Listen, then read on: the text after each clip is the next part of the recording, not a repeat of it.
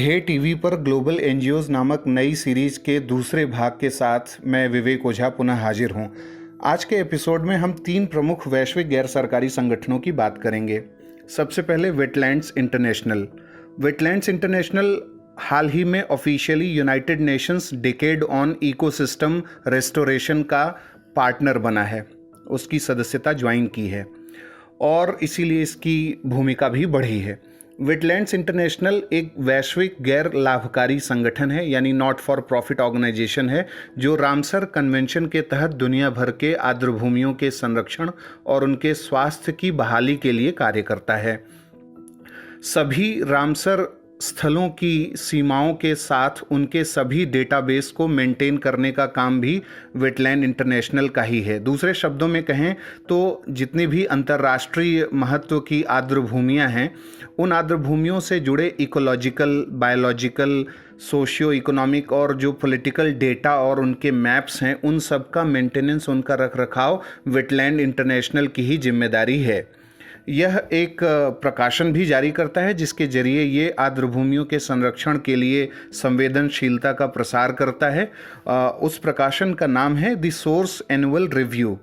अगर हम इसके भूमिका की बात करें तो जल पक्षियों यानी वाटर बर्ड्स की संख्या के आकलन के लिए जो एशियन वाटर बर्ड सेंसस हर साल होता है, उसे कोऑर्डिनेट करने का काम वेटलैंड इंटरनेशनल ही करता है।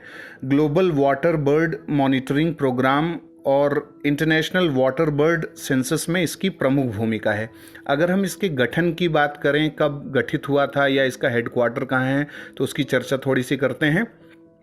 1937 में इंटरनेशनल वाइल्ड फाउल इंक्वायरी नाम से इसका गठन हुआ था और 1954 में इसका नाम बदल के international water foul and wetlands research bureau किया गया।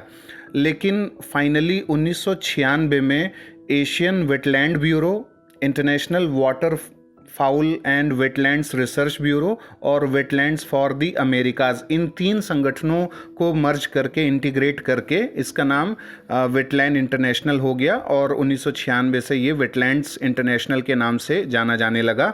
नीदरलैंड्स में इसका मुख्यालय है।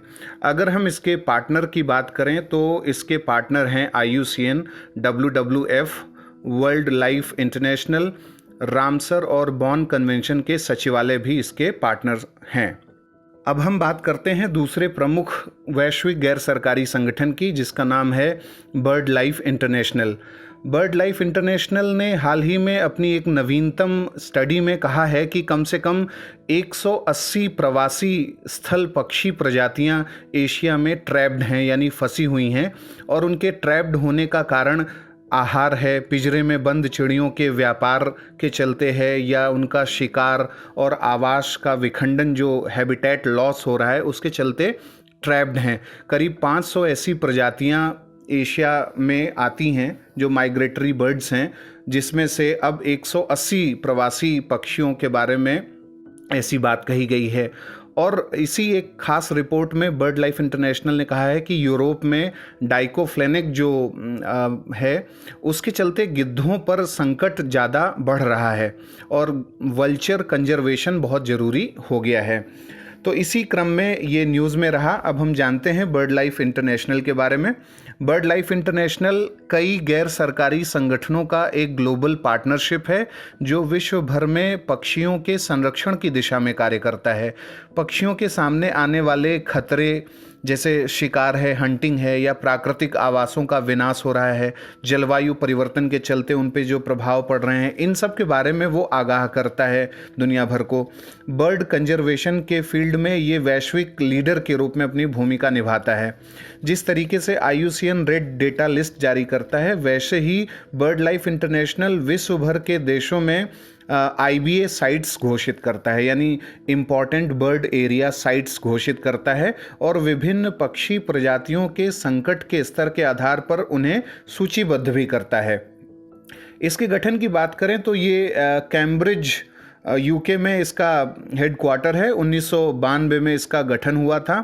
इसका जो ग्लोबल ऑफिस है लंदन में ही है और इसके ग्लोबल ऑफिस को बर्ड लाइफ इंटरनेशनल सचिवालय भी कहा जाता है। अब हम आज के तीसरे और अंतिम ग्लोबल एनजीओ के बारे में जानते हैं और वो है ह्यूमन सोसाइटी इंटरनेशनल। ये क्यों न्यूज़ में है, पहले वो जान लेते हैं।